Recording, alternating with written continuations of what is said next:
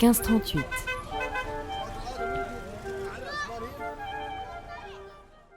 That was one thing that I was really stunned by when I started seeing Vasilis and falling in love with Vasilis.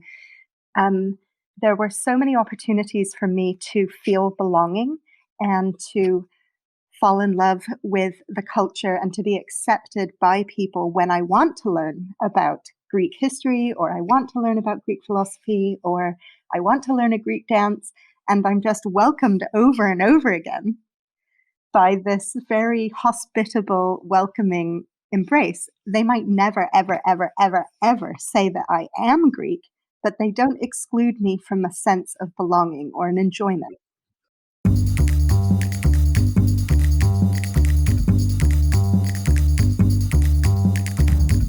Made in Méditerranée, des histoires de vie, de voyages, de rencontres, de cultures partagées entre les rives. 5e épisode, la danse de Tamar et Vasilis, un reportage à Athènes de Pavlos Kapantais, produit par 1538 Méditerranée.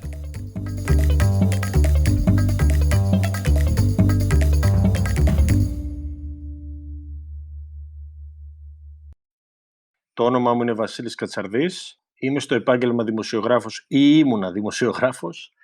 Τώρα εργάζομαι στο Ευρωπαϊκό Κοινοβούλιο, στις Βρυξέλλες. Είμαι 38 χρονών. Εγώ λοιπόν γεννήθηκα στο Μόντρεαλ του Καναδά, όπου οι γονείς μου είχαν πάει για να σπουδάσουν.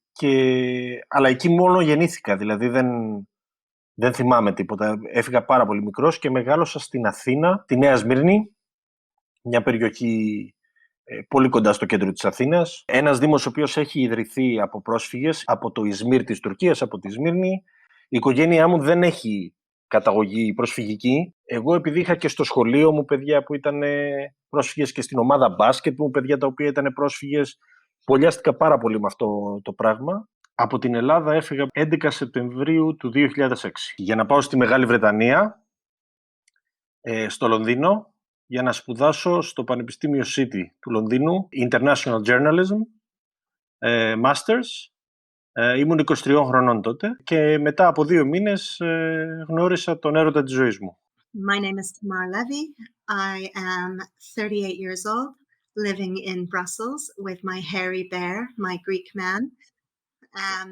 We have a 5-year-old daughter who speaks both of our languages, and we read too many children's books to her. We're drowning in children's books because I'm a children's book author and illustrator. I'm an artist. So we have a ridiculous collection of Greek language children's books, English language children's books. We even have some in Hebrew, despite the fact that I don't read it very well. I have recently been doing more artwork, large-scale paintings, and working less in the children's book industry and more in the art world.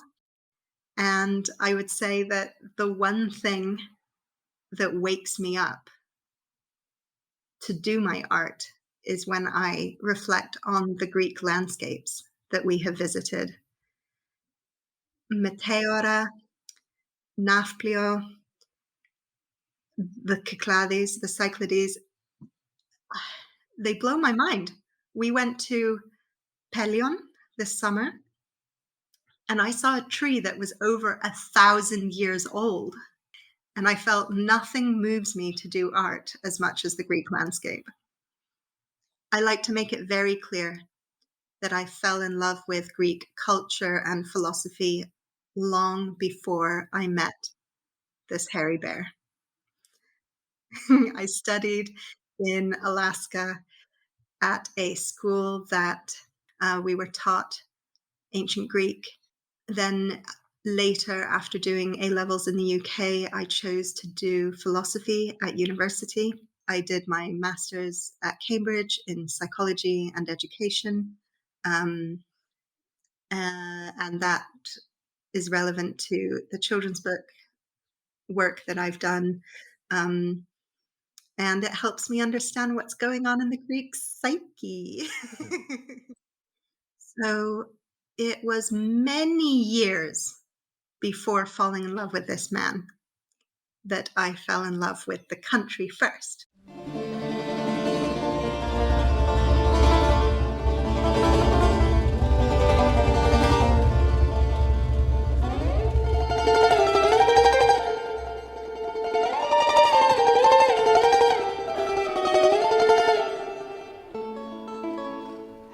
στο Λονδίνο, λοιπόν, διάφοροι άλλοι φίλοι και εκεί γνώρισα την Ταμάρ. Απ' την αρχή αυτό που μου έκανε τρομερή εντύπωση είναι ότι μπλε μάτια τα οποία ήταν πάρα πολύ εκφραστικά και είναι ακόμα. Είπε τότε που γνωριστήκαμε, λοιπόν, μήπως θέλετε πιο μετά να έρθετε από το σπίτι μας να φάμε και τα λοιπά, το οποίο δεν γίνεται ποτέ στο Λονδίνο.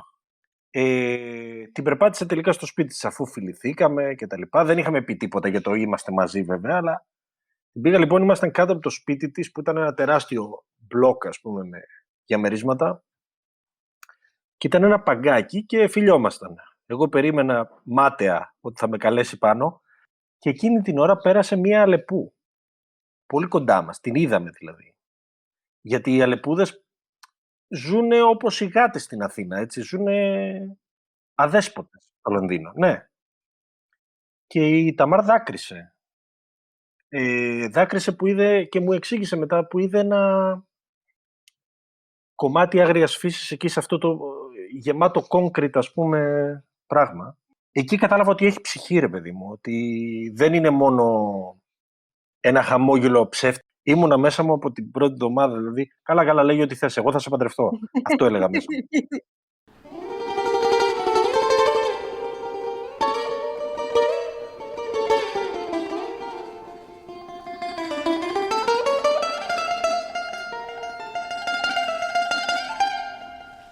My father thought it makes complete sense, studied Greek philosophy, that he felt like I had been training all my life to be with a Greek person.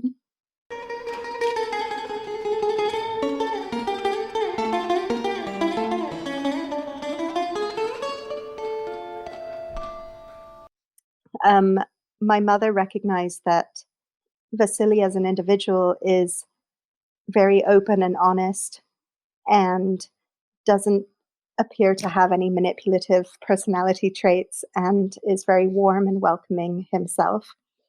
And similarly, I think Vasilis's mother and his sister were looking at me through similar eyes. And so even though I had a lot of otherness to his family, I think they recognize that I have a genuine appreciation for their culture, and they recognize that I love their son very deeply. It's the intention that allows us to love each other. I know that even if his mother or his grandmother say something that I personally find a little bit body shaming or is a bit in terms of privacy boundaries. And I definitely have put on a Mediterranean hat in order to continually accept the amount of love and attention. Το 2013, λοιπόν, όταν παντρευτήκαμε εκείνη τη χρονιά, μείναμε στην Ελλάδα γιατί εγώ πήγα κιόλας στο στρατό, υποχρεωτική στρατιωτική θητεία κτλ. Σε εκείνη τη χρονιά η Ταμάρ, λοιπόν, δούλευε και επίσης έμενε με τη μητέρα μου κτλ. Αυτό που παρατηρήσαμε πάρα πολύ είναι ότι σε πολλές παρέες στην Ελλάδα υπάρχει μεγάλη δυσκολία στο όταν βγαίνεις έξω στο να μιλήσει και κάποιος αγγλικά και να είναι inclusive σε κάποιον ο οποίος δεν μιλάει ελληνικά. Αυτό δημιούργησε πολλά προβλήματα και μου δημιούργησε πολλά προβλήματα σε πολλές από τις σχέσεις με φίλους που είχα, κολλητούς, αδερφικούς κτλ. Σε κάποιες περιπτώσεις ούτε καν γιατί δεν μιλάγαν καλά αγγλικά, αλλά γιατί έτσι ήταν η νοοτροπία τους και σκεφτόντουσαν ότι έλα μωρέ, ο άλλος δεν θα παρεξηγηθεί, το οποίο είναι λίγο, ξέρεις, dehumanizing. Και dehumanizing αντιμετώπιση. Το άλλο το διαφορετικό είναι σαν φρούτο, δεν είναι άνθρωπος ακριβώς, ξέρεις, και άρα δεν θα προσπαθήσω να μιλήσω κάπως αλλιώς. Πρώτα είμαστε πολίτες του κόσμου και μετά Έλληνες, Ορθόδοξοι, Εβραίοι, Ισραηλινοί, Αλασκιανοί, οτιδήποτε. In the Parliament canteen, it's open for lunch from like 11 until maybe 2:30. You see the people come in waves, and you've got like the early luncheon people are all North European, and then the late lunch people are all Mediterranean people. Κι άλλο ένα μεσογειακό ωραίο κολπάκι ήταν ότι πάντα μέχρι και σήμερα η μυστική μας γλώσσα όταν είμαστε με την οικογένειά μου ή την οικογένειά της για να πούμε κάτι είναι τα ισπανικά, επειδή μιλάμε και 2 ισπανικά.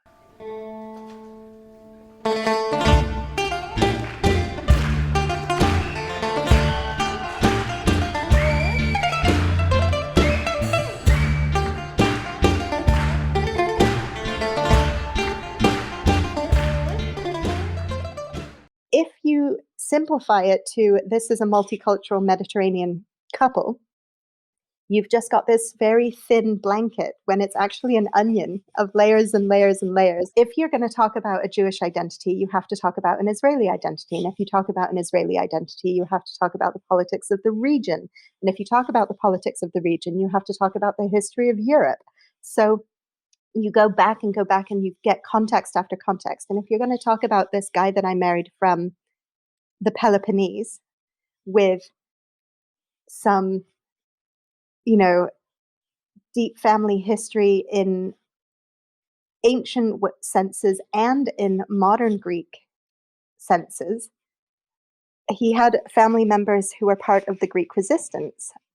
So they were persecuted by the Germans, and he could relate to me because family members were persecuted by the Germans.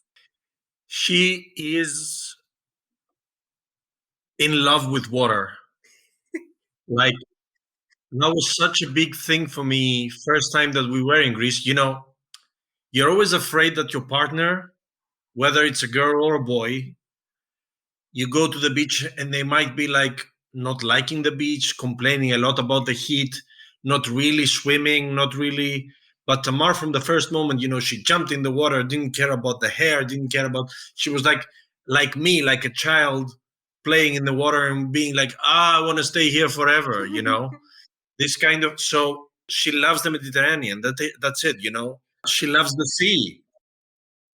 The place that my father comes from in Israel is called a kibbutz. And a kibbutz is a community based on the original idea of a commune. You can go freely to the communal dining room. You can go freely to the communal swimming pool. And as a young person, as a child, that is amazing.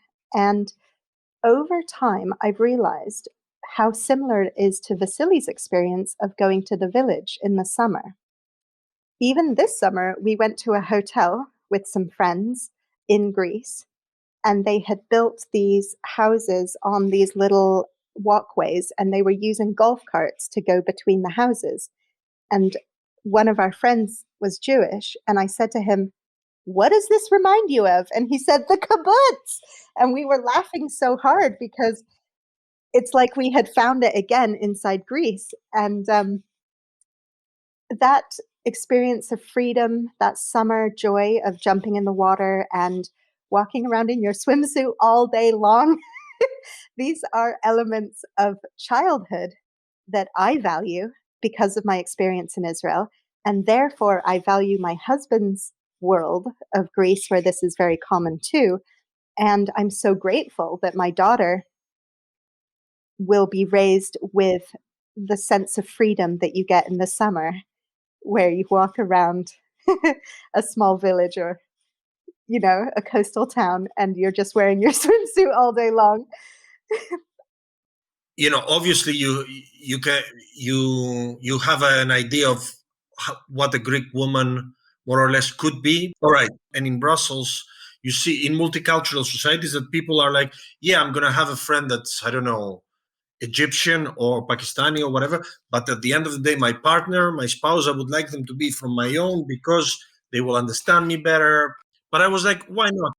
The fact that my parents, I guess, were already divorced, and that I consider their wedding a failure to an extent, maybe opened my eyes as well to more like love is more important. And because I feel that, and I'm proud of myself of looking at people as personalities first, and then who they are, where they come from, and all these ticking boxes, made me feel better and more warmth than with anybody else in the past.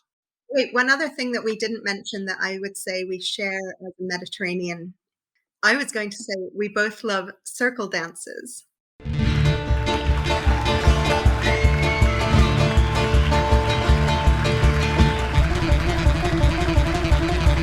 But in the Jewish community, you do have circle dances. And I think there's something really valuable to the concept of intergenerational sharing of movement. And obviously, in Greece, we get to really, really enjoy that together. And so I'm really lucky that I ended up with a Greek guy who can appreciate what that means to our summer when we can go to a panegyri and have a good dance. And what it might mean to our daughter as well, to share circle dances in the Jewish community and circle dances in the Greek community. And at our wedding, we had musicians who are my friends and his friends play Greek and Jewish music that they combined to allow Jewish and Greek family and friends to dance circle dance at the same time. Our daughter's name is Tova Nyovi, and Tova means areti, or the good in your heart, excellence. The divine good, The divine good. That's my great-grandmother, is Tova. And Nyovi is an ancient name that I thought had a really beautiful meaning. Nyovi, Niovios, new life. So her name came to mean good new life. We had issues the first years. There was a lot of talk about what kind of school she will follow, which languages should be dominant, and all of that. And there's a real fear, though, I must say, that we both had, because of speaking in English to each other, because of Tamar speaking to Tova in English, and because English is the common language and the killer language. We were always afraid that it might take over completely. And we have realized now that Tova is in maternelle, that the language that takes over is the school language. With friends of hers that they speak together in English or in Greek, in the end they end up speaking in French to each other when they are the two of them. Because at the end of the day, family is very important in language, but I think that the school one takes over. We found the one parent, one language system to work best for our family. And that's currently what multilingual research argues is the best method. So Vasilis speaks exclusively Greek with her, and I speak exclusively English with her. And I do not speak in Greek to her, and he does not speak in English to her.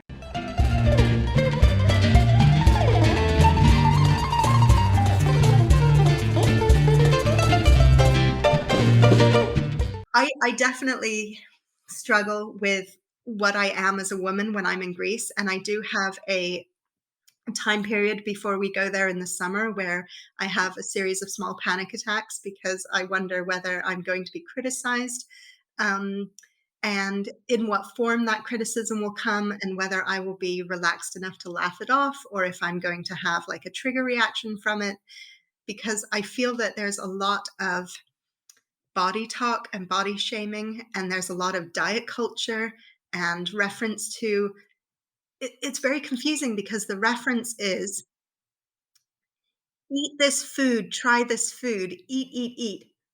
Don't eat. Let's talk about not eating. Let's talk about how much you ate. While you're eating. While you're eating. While I'm feeding you. While it's going into your mouth.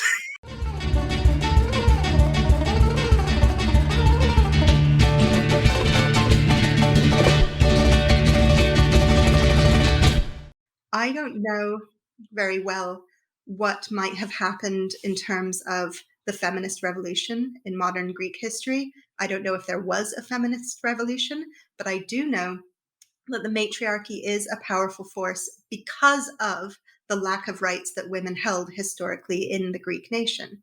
So historically, women had fewer rights.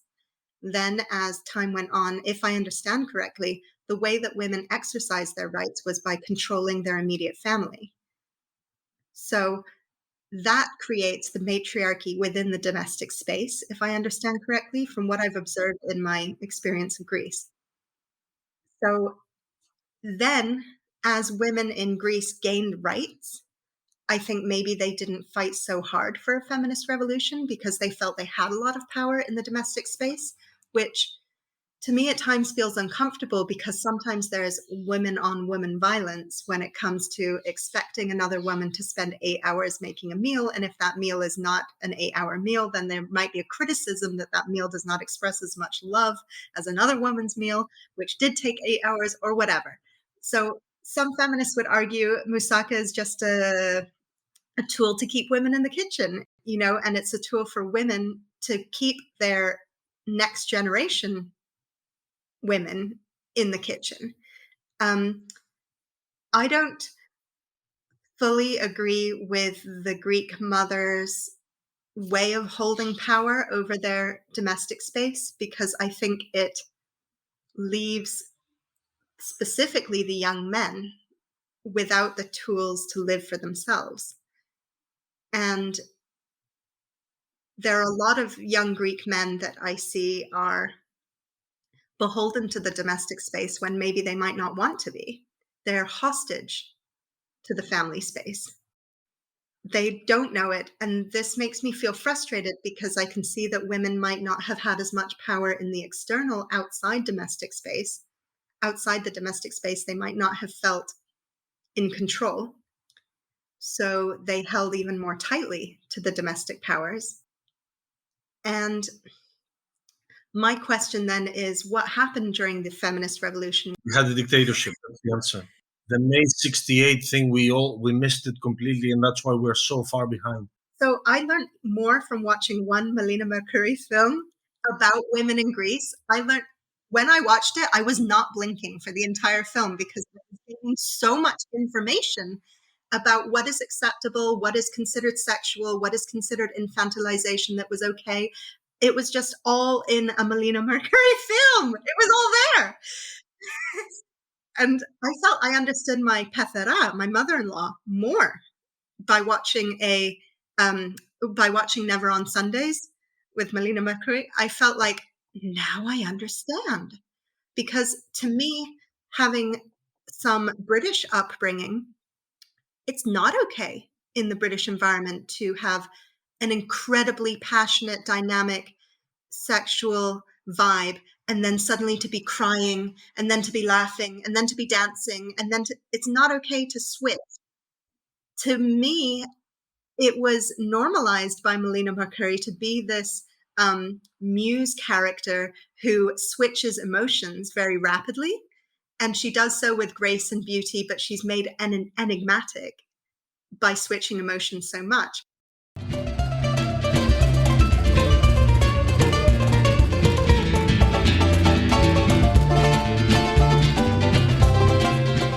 A million things have changed in the last 15 almost years that we are dating, but the way that she loves and enjoys the sea when we are in the Mediterranean is the same. Like, it's a quality, it's a thing that I can invest on every summer holiday that is not going away, not going anywhere.